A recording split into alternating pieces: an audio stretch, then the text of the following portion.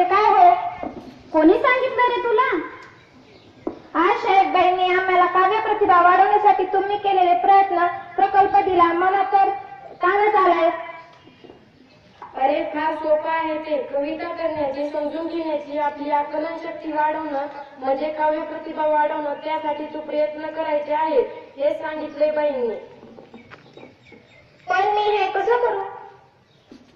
अरे काळजी नको करू, यासाठी आपण सगळे मिळून प्रयत्न करू. म्हणजे तुझी काव्य प्रतिभाही वाढेल आणि कविता करणं, कवितेचं आकलन होणं म्हणजे काय हेही तुला समजेल. तुम्ही हो काय प्रयत्न करणार? आपण आजपासून कवितेत संभाषण करायचं. ते तो कागदावर उतरवून घेईल, म्हणजे त्याला कविताही समजेल आणि त्याचा प्रकल्पही पूर्ण होईल. सुधीर, हात पाय धुवून आणि दूध घे. आजी, मी कागद आणि वही घेतो. आत्ताच आपण सुरुवात करू. आजी दिवा लावते व मोठ्याने शुभम करोती म्हणते. घरामध्ये लावते सांगत, भाजी करते आता कांद्याची पात. आता म्हाताऱ्याचा वाढतो वाद, नको भाजी करू तू कांद्याची पात. कधीतरी कशाला म्हणतील का हो, मी सांगितलेल्या भाजीला नेहमी देतात खो. ए माझी सुकराची, तुला आवडेल ती कर भाजी. तू बनव भाजी छान छान चवळी. ए सुधीर, आपण रे इकडे दातांची कवळी. बर बाई, तुमची चहा द्यास, भाजी बनवते चवळीची खास. सगळेजण खो खो बसतात. बाबांची रात्र पाळी असते. अगं पटकन खायला दे ना ग, मला ऑफिसला जाण्याची घाई, नाही तर बॉस करून देणार नाही सही. कसली घाई कसली सही? आजीनं दिले चपाती न दही. कसली घाई असली सही? कसली घाई कसली सही? आजी काय बाई कवितेची कमाल, बोलतानाही हसतात तोंडावर ठेवून रुमाल. आता सोडा रे घरचा पास, ऑफिसात जा आता सावकाश. बाबा ऑफिसला जातात, आजोबा फिरायला निघतात. मला द्या काठीनी चप्पल, कोटाचं जोडून द्या तुटलेलं बक्कल. तुम्हाला तर समजतच नाही, जोडून ठेवता काही ना काही. आई, तुम्ही बाबांवर चिडू नका, रागाचा तुम्ही सोडा हे का? मने रागाचा सोडा हे का, कामाचा काय मी घेतलाय ठेका. शिवकाम शिकलीस पण बक्कल लावायला चुकलीस. चिडता का हो माझ्यावर, माया करा सर्वांवर. तुम्ही आता नका भांडू ऐकू येत रडू, लहान थोडी मोठा घास, करपलेल्या भाजीचा सुटलाय वास. सुधीर रुसतो तेवढ्यात ताई येते, तिला हे वातावरण नवीन असते. विषय समजतात, खो खो हसते पण आनंदित होते व सहभागी होते. बरका आजोबांना आजी, दूर करू सुधीरची नाराजी, कवितेत मारेल तो बाजी. आई आहे का घरात पिताची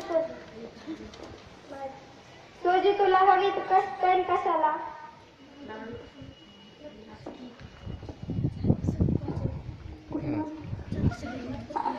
चला सगळे जेवण करू, चवीच्या भाजी होता.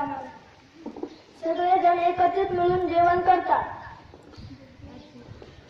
रात्र झाली आता झोपा, उघडू सकाळी कवितेचा खोपा. सर्वजण झोपतात. सकाळी उठल्यावर सुधीरला सर्वजण कामात दिसतात. सुधीर आईकडे जातो. सूर्य उगवला, चिमण्या उठल्या, सगळ्यांच्या अंघोळी झाल्या, हवा सुटली आहे गार, अंघोळीचे पाणी केले गरम फार. सुधीरला अंघोळ कर पटकन, नाश्ता कर चटकन, झाला उशीर तुला, झटपट आवर मुला. आजोबांना द्या स्वेटर, मफलर आणि आणा कानटोपी, थंडीपासून वाचवण्याची ही युक्ती सोपी. सुधीर आंघोळ करून आवरून येतो. सुधीर, तू लिहून घे नीट, यमक जुळायला हवे पीठ, शब्दांचे यमक हवेत नीट, तरच बनते कविता. बाबा रात्रपाळीहून परत येतात. कालचा विषय त्यांच्या लक्षात येतो. ते गालातल्या गालात हसतात, खुर्चीवर रेलून बसतात. कामाचा आलाय आता कंटाळा, द्या थोडे पाणी टाकून वाळा, कणिक तुम्ही नंतर मळा, अगोदर शिरायासाठी रवा चाळा. तोंड धुवा, आंघोळ करा, घ्या गरम शिरा, मग सुधीरच्या डब्यासाठी बटाटे तुम्ही चिरा. सुधीर आवर दप्तर ठीक, नाहीतर कचऱ्याचे येईल त्यात पीठ, टाकटीकपणा दररोजची. आजी आणि आई खूप छान, मला नाही कशाची बाण, तुमच्या वाचून हसेल नाका. आजोबा होकार दर्शवतात, तेवढ्यात बाबा काही पुस्तके सुधीरच्या हातात देतात. बस झाला कविताचा पाऊस, अशाने थोडीच पूर्ण होणार हाऊस. हा घे थोरांच्या कविताचा मळा, वाचून लागेल तुला कविताचा लळा. सुधीर कवितांची पुस्तके वाचतो, त्यात तल्लीन होऊन जातो. त्याच्या चेहऱ्यावर एक प्रकारचे समाधान घरातील सर्वांना दिसते. बाबा, आई, ताई, आजोबा आणि आजी, असं झालंय वाचू किती, कविता अंगणात उतरल्या हाती, मी वेचून कशा किती, शांताबाईचं बाग आलं, सुवेंद्रची गिरकी, गुंदिमाची आणि बालकवीची फुलराणी, ते वेले भावाने मोहळ तुम्ही मानी. सर्वजण टाळ्या वाजवतात व सुधीरचे अभिनंदन करतात. तो प्रसन्नतेने प्रकल्प लिहून साहेबबाईकडे सादर करतो. या गोष्टीतून असा बोध होतो की प्रयत्न केल्याशिवाय यश मिळत नाही. धन्यवाद. Thank you friends. आपल्याला स्पर्धा परीक्षेमध्ये सामान्य ज्ञानाची गरज असते आणि ते ज्ञान वाढवणे